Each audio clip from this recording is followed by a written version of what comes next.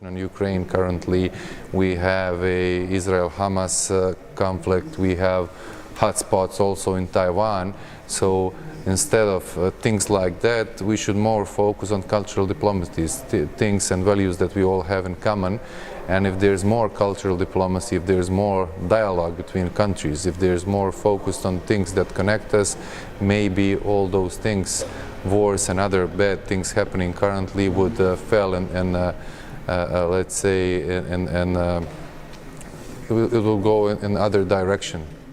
Hello, Mr. Davor Filipovic. Thank you for joining here us at the ICD Academy for Cultural Diplomacy. It's a pleasure to have you here in Berlin. We'd like to ask you a few questions in order to hear your thoughts about cultural diplomacy and related fields. And the first question is, how would you find cultural diplomacy, and what is cultural diplomacy for you? Well, we can see cultural diplomacy as a process in which one country tries to show its cultural heritage, to promote herself to other countries by showing her art, to showing its literature, to show everything which that country is known for. And by doing that, it can enhance its positions toward other countries. And the cultural diplomacy can be seen also as a set of actions where countries try to promote themselves in order to focus on common values, which can in the end enhance democracy and peace. So that's the way how I see it. I mean, this also here event, this World Forum on Peace and Democracy, is one of the ways how cultural diplomacy is working, because we could all see former presidents, former prime ministers, former ministers, and we could see their thoughts and ideas on crucial issues and challenges which the world is facing currently, and all of them talked a little bit about their countries, all of them promoted a little bit their countries and what is good and what is their cultural heritage and what of course are issues and how to solve them together. It's very important now, because when you see what's happening in the world, every once in a while there is a new problem in the world. We have interstate conflicts, we have Russian aggression on Ukraine currently, we have a Israel-Hamas conflict, we have hotspots also in Taiwan. So instead of things like that, we should more focus on cultural diplomacy, things and values that we all have in common. And if there's more cultural diplomacy, if there's more dialogue between countries, if there's more focused on things that connect us, maybe all those things, wars and other bad things happening currently would fail and let's say, it will go in other direction. As an academia always helps to all fields to grow and to prosper, and it's very important to have cultural diplomacy also as a field, academic field, because when you do research, when other countries get into that field, new findings can help enhance cultural diplomacy. And what is from my perspective, the main aim of cultural diplomacy is to contribute to peace and democracy. So the more research is done by academics, the field will grow and it will help with new findings to enhance everything about peace and democracy. We have several institutions that take care of the Croatian culture. We have in our government, we have Ministry for Cultural Media, so they take care of the cultural events, they take care of the things that happen outside of Croatia, how we promote our country. I'm pretty sure that you know that Croatia is homeland of Thais, so we like to point that out usually when we go and speak about our culture. But we also have institutions like Matica Hrvatska, which is protecting Croatian values and Croatian cultures and try to promote it in the world.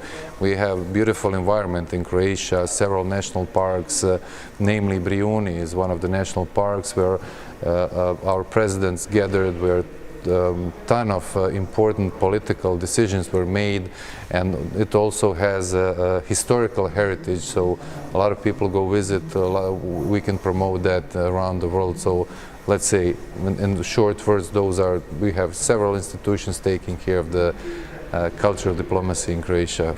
Of course, our Ministry for Foreign Affairs also. It's very important to encourage them, and I was also a part of the government when I had several of my female colleagues within the government, and it was different way talking to them, and it's different way talking to my male colleagues in the government. So they have a specific approach. Sometimes when we look at the things, we look things from different perspective. They are usually more calm, and sometimes they are more diplomatic women than men are. So it's very important to give them big push to engage in politics and in diplomatic dialogue. Okay, so as you mentioned, you think there is a difference in the leadership style between women and men, right? Yeah, I think there is, and I've felt it through my work in the politics. So women definitely need to have a space and need to be encouraged to get engaged in politics. But it can. I think that generally, when it comes to politics, I think that all politicians, when we look what's happening in the world currently, we had a assassination attempt on the former President Trump. We had shot in in Slovakian Prime Minister Fico. In 2020, there was a terrorist attack on Croatian government. There was a guy shooting, and he wounded the police officer. And all of that are examples of political violence. And I think the politicians need to, let's sportsly say it, to step on the ball and not to use the narrative they usually use, which is offending other people, usually not having any limits. And all of that can pour to people, and of course unwanted events can happen. Why I mentioned this bad narrative that can be seen all around the world from politicians, because it scares away people generally from politics and scares away also women. So let's say normal way of speaking, normal way of behaving coming from politicians should enhance all populations to get involved more in politics, and of course women. I think when we look at the situation globally, we have the recession of democracy values all around the world. If you take a look at the Varieties of Democracy report, you can see there that 70% of world's population lives in autocratic countries, and the rest lives in democratic countries. And for last 15 years, more countries are becoming autocratic and less countries are becoming democratic. So we have tendencies toward autocratic countries. And what we need to do everything to preserve core values of peace and democracy, because I think the only way we can, not the only way we can do it, but it's very important to protect the free speech, to protect minorities all around the world. It's very important to think about demographic challenges, because they are highly influencing also peace and democracy. We have trends in migration. We have to have legal migrations, organized migrations. We need to take care of the elderly people. We have to think about how to enhance democracy, because unfortunately Europe is getting older, and our society, when I say our society, I think about European Union, the more people get wealthier, the less children they have. So, and the more conformist they become. So we need to find a way to reverse that negative trend of getting more children in Europe. And we need to put all our ideas on the same desk, let's say it like that, and push towards solving those problems. We have issues with climate change. It all affects also the peace and democracy. We have movement from people from places where you have droughts. There's no much arable land. It all creates tension. So it's a complex situations when it comes to the position of democracy in the world.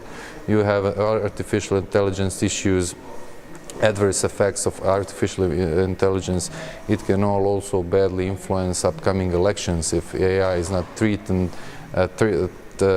well. We have deep fake situations which can also influence elections. So there's a vast variety of things that needs to be taken care of in order for the democracy to grow and peace to prosper in the world today. The situation in Croatia is very well, I can say. All democratic norms in Croatia are existing.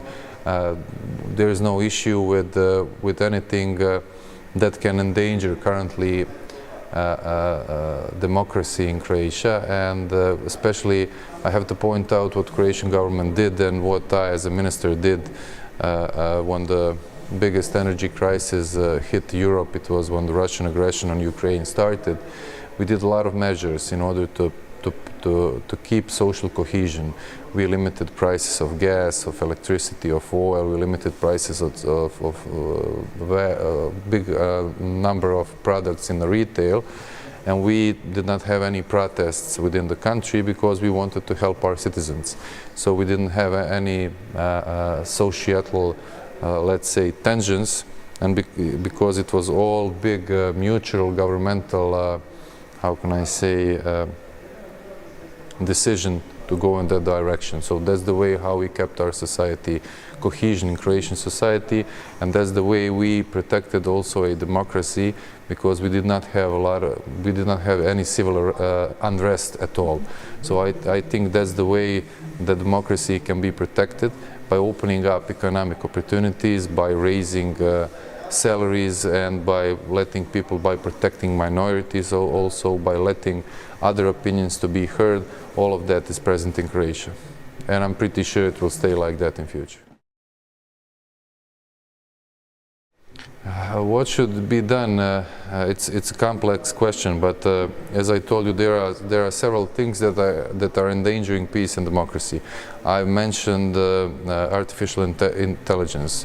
There's a need for European Union to see how to put in control the adverse effects of artificial intelligence, which can negatively influence on democratic processes, and at the same time it should find a way to let AI develop in order to help European Union's industry to grow at the same level as it happens in the United States and China.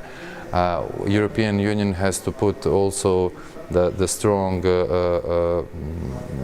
how can I say it, strong pressure on how to change demographic trends in Europe. That is one of the key issues in the whole European Union.